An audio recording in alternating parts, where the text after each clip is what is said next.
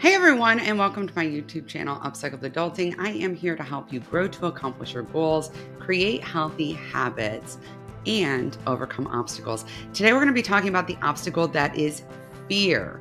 Fear and imposter syndrome, and how that relates to your goals and your goal journey, and essentially you building the life that you've been dreaming of.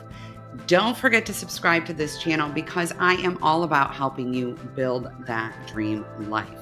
Now, fear is something I happen to know a whole lot about. And part of the reason I know a lot about fear is because I struggle with generalized anxiety disorder and I come from a relatively complicated family of origin. So I didn't grow up really thinking that there were a lot of possibilities for me. To be honest, I don't know that anybody thought that there were a lot of possibilities for me. My teachers, my counselors, anybody, right? And because of that, when I ventured out into the world as an adult, I felt very much in my box.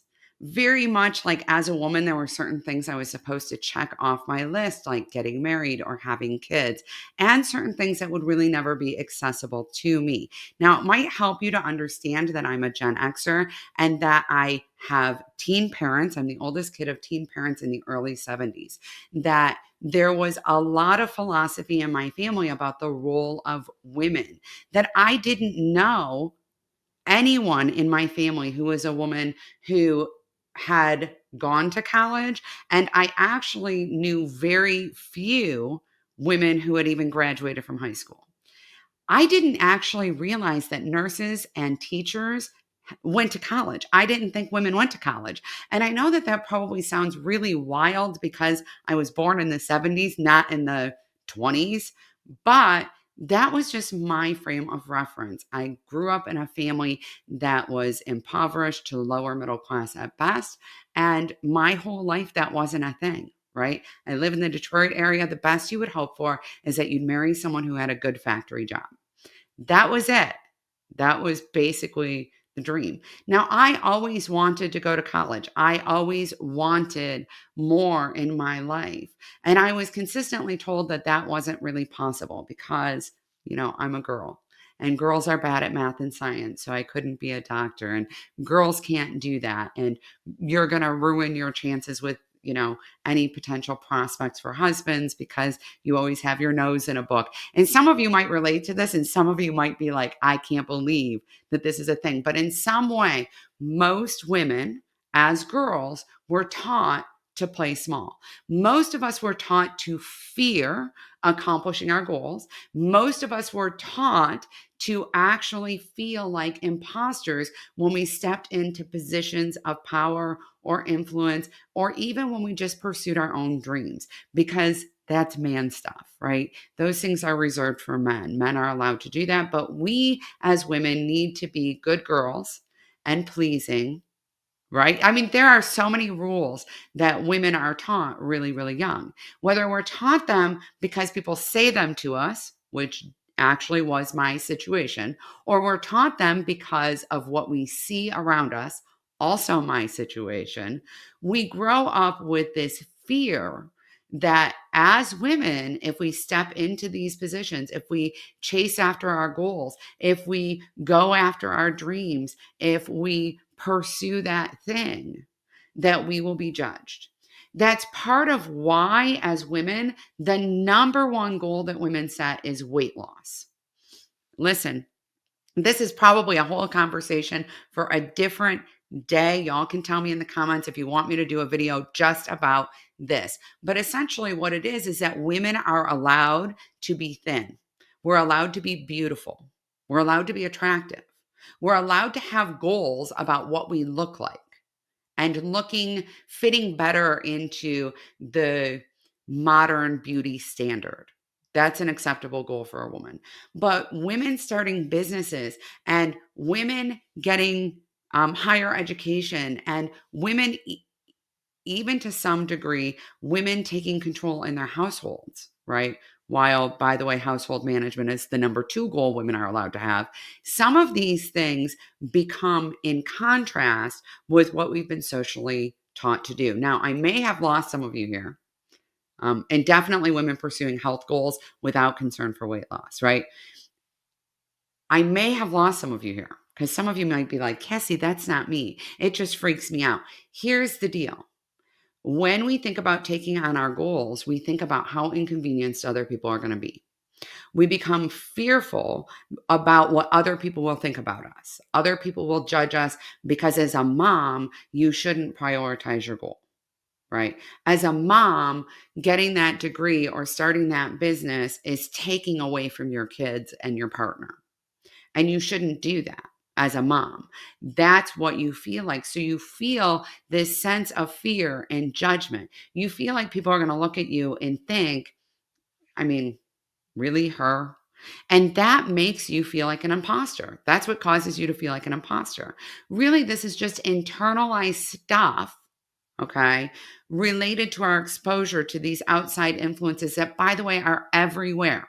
This is on social media. This is on television. This is on magazines. This is in our families. This is literally everywhere. We keep telling girls that they can be anything. Now we tell them you can be anything, but there's a long list of things that they have to be first.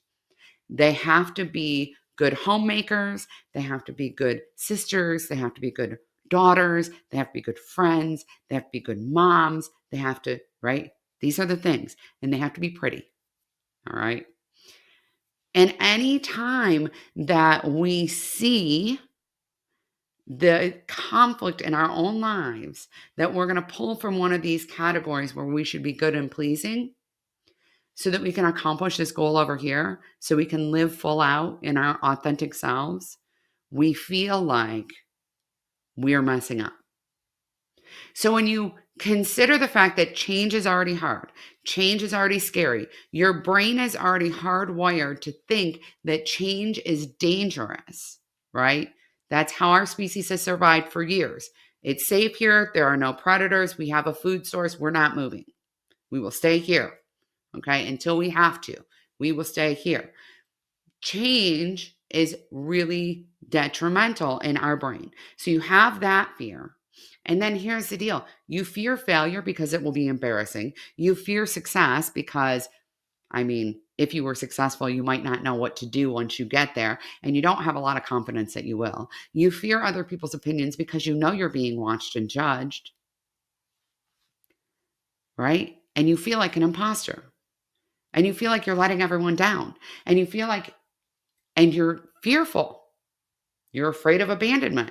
You're afraid of rejection. Again, another real fear that comes from our need for survival. Humans are pack animals. Rejection and abandonment are absolutely detrimental to your possible ability to survive in your brain. That's how your brain is wired. Fear isn't real, though. It's not real. It's just feelings and emotions that appear real. That's what fear stands for. Feelings and emotions appearing real. It's not real. No one's going to actually leave you because you decide to build a business or because you decide to go back to school. And it doesn't matter if they're judging you. It's not your problem what they think, right? Them judging you or them not wanting to be in your circle anymore because you're doing this thing, you're showing up fully, you're shattering that ceiling, you are going after your dreams, means they're not your people. Your people are waiting for you on the other side, just so you know, because people always get freaked out. I'm going to lose all my people, and then what am I going to do? Okay, well, I took that chance. One, you'll be surprised how many people you will inspire and essentially give permission, some kind of opening where they see it and they say, hang on a minute, I could do that too, who will come along.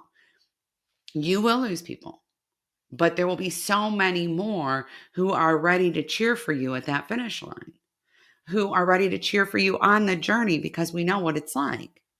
All right. I read this saying one time that said, no one who's accomplished more than you is actually judging you or holding you to a standard. It's the people who have accomplished less and they feel threatened by your accomplishment. If you're not in the arena with me, you don't get to judge me. That's the reality. If you're not putting yourself out there and going after your dreams, you need to work on your own stuff.